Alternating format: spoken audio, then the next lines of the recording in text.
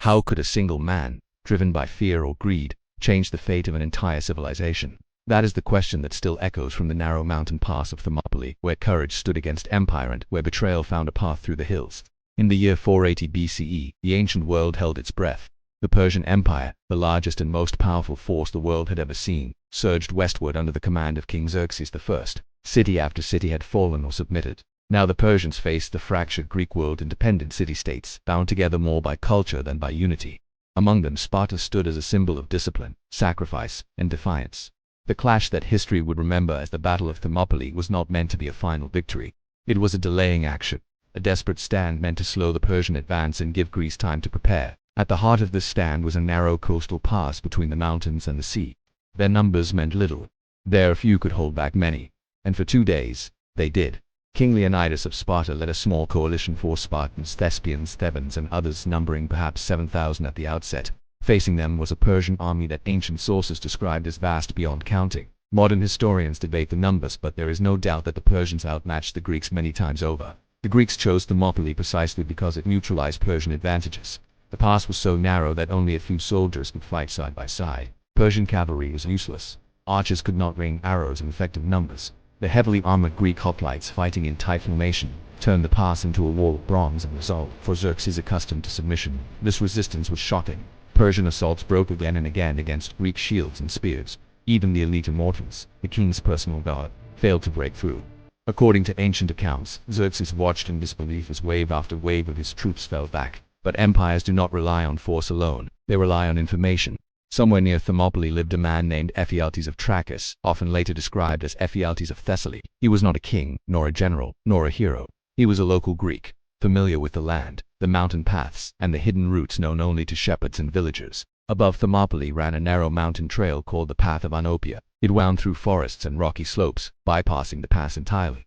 The Greeks knew of it. In fact, Leonidas had stationed a small force of Phocian troops to guard it, but knowledge of a path is not the same as understanding its vulnerability. Ephialtes approached the Persians with an offer. Ancient sources, especially Herodotus, tell us that Ephialtes revealed the existence of Oenopiia to Xerxes, guiding Persian troops through the mountains under cover of night. His motives are debated and forever lost to certainty. Some say he sought wealth, believing the Persians would reward him richly. Others suggest fear, that he believed Persian victory was inevitable and wanted to be on the winning side. Still others argue resentment or ambition drove him. Whatever the reason, his decision would echo through history as one of the most infamous betrayals of the ancient world. As darkness fell on the second night, Persian troops began their march along the hidden path. The sound of their movement, cracking branches, shifting armor, eventually alerted the Phocians guarding the trail. Mistakenly believing they were the target, the Phocians withdrew to higher ground to defend themselves. The Persians did not pursue them. Their goal was not to fight, but to pass. By dawn, the trap was set. Leonidas learned that the Persians were behind him. The narrow pass that had protected the Greeks was now a prison. The retreat was possible for some, but not for all.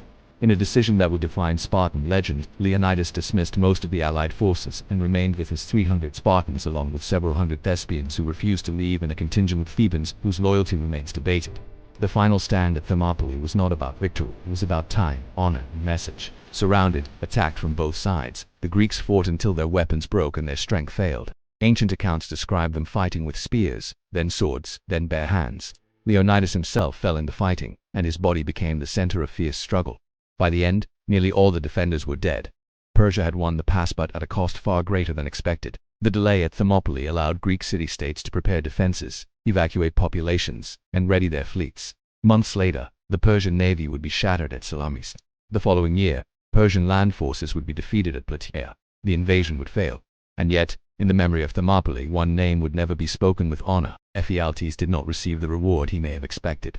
While Persian sources are silent about his fate, Greek accounts tell a bitter story. After the war, the Amphictyonic League, a religious and political council, placed a price on his head. He became a fugitive, hunted and despised.